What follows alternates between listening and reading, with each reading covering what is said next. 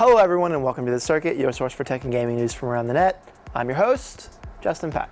So today we've got reviews about one of the most hotly anticipated games of the year, the Fallout series coming to virtual reality, a death on Twitch, as well as gadgets from the future. So let's just dive right on in. Well, one of the most hotly anticipated games of this year, Horizon Zero Dawn, developed by Guerrilla Games, has one of the most interesting settings of this year. The title takes place in a post-apocalyptic future where society has collapsed and humans have reverted to like a tribal society. But what's really interesting is robot dinosaurs. Every 6-year-old stream. In this world, the remnants of humanity are dealing with the remains of human technology in the form of autonomous robot beasts roaming the virtual world, and you are tasked with like bows and spears to take them down, trying to survive in the ruins of humanity's past glory. Sounds cool to me. I mean, I was like sold on the premise when I saw it 2 years ago at E3, but yeah. So the review embargo for this game has finally lifted, and the reviews are pouring in with pretty overwhelmingly positive results, with Giant Bomb calling it familiar but also really refreshing and cohesive. You get a perfect 5 out of 5. IGN gave it a 9.3, saying it juggles many moving parts with polish and finesse, and that it is extremely satisfying thanks to the varied design and behavior of the machine creatures. This praise for its combat came up frequently with Polygon's review, where they said, fighting the machines in Horizon Zero Dawn, especially the larger ones, is a thrilling, exhausting experience. But noting this slows down when you're fighting other human enemies that are maybe not as interesting as robot creatures? Duh. Well, all said and done, they gave it a 9.5 as well, so yeah, some dullness aside, they said that Horizon Zero Dawn thrums with the energy of a creative team finally allowed to explore something new. Like I said, very positive critical reception, as backed by the fact too that it's got like in the high 80s on Metacritic, which is really good. Conversely, the reviewers that didn't like it or had mixed reviews about the title cited the game's story as its weak point, saying the creative team needs to find writers willing to back up the narrative context with a story that has meat, and it has a story that I struggled to care about.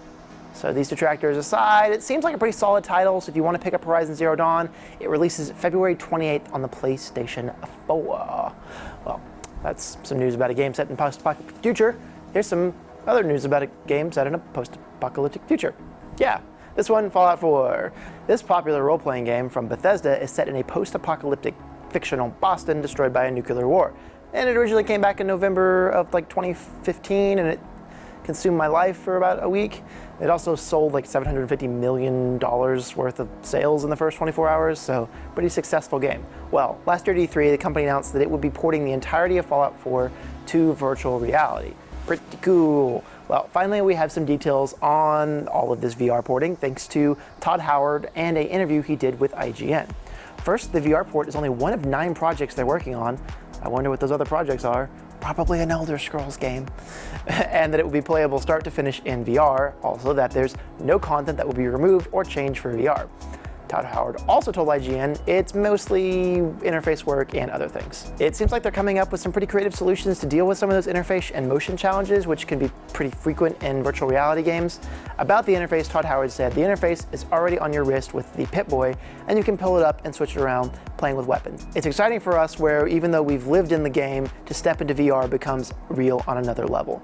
So yeah, that's cool, but motion is also very important because if you do that wrong, people get sick in VR. Bethesda seems to be aware of this and are addressing the issues. Again, Howard said, there are issues with locomotion, how you traverse that much space, and we're hoping to support as many modes as possible. It's not done yet, there's work to do, but the parts that are there, I'm biased, it's pretty incredible. Yeah, it's exciting. I'm a pretty big proponent of VR. I mean, I put like 80 hours into Fallout 4, so if they get this working and working well, it might convince me to drop some major money into getting one of those headsets and then diving back into Fallout 4 again.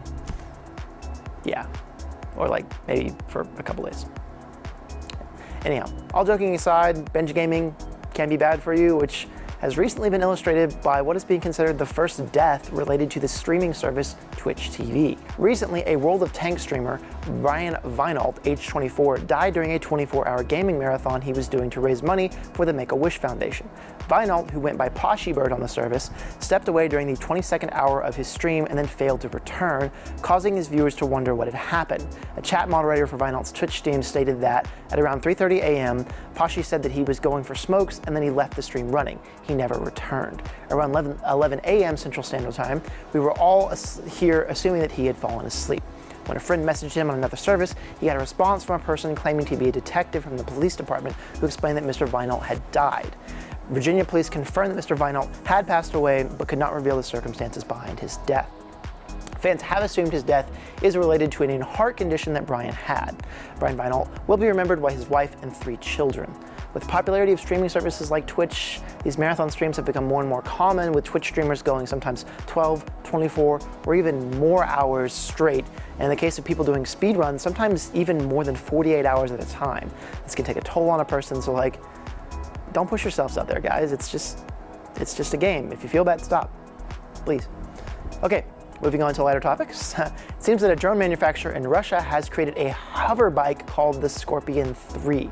This device seems like it should be in a Bond movie, is a single-seat electric-powered platform with 4 propellers, so it kind of looks reminiscent of one of the commercial quadcopter drones you might see around that you could buy.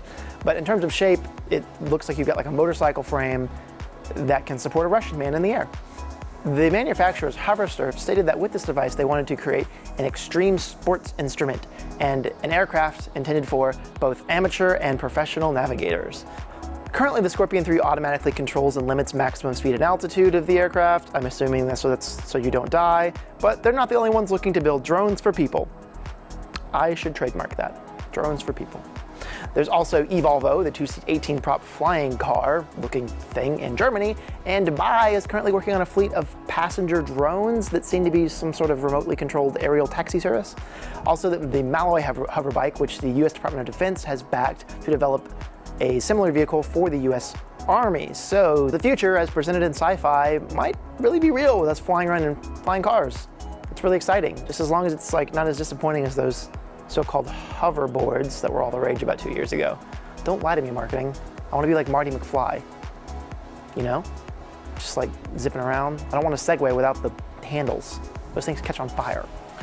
Well, on to our last story for the day.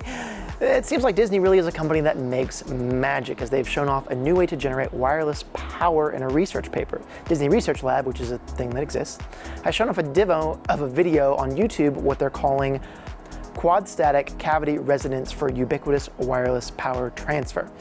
Wireless power is a better name, I think. Disney, you can hire me for marketing consultation. Just give me some money.